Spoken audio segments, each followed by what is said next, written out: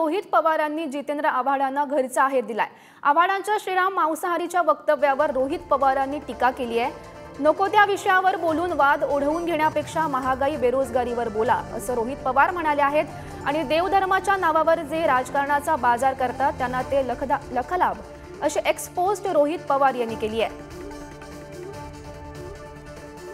तर रोहित पवार यांनी आव्हाडांच्या वक्तव्यावर टीका केली आहे।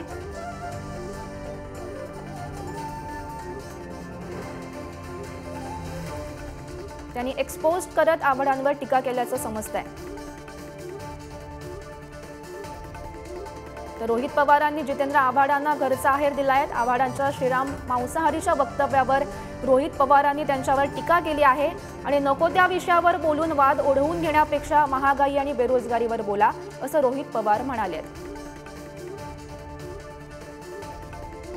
तर रोहित पवार यांनी ही एक्सपोज्ड केल्याचं आपल्याला पाहायला मिळत आहे। आणि जितेंद्र आव्हाडांवर त्यांनी एक्सपोज्डद्वारे टीका केली आहे।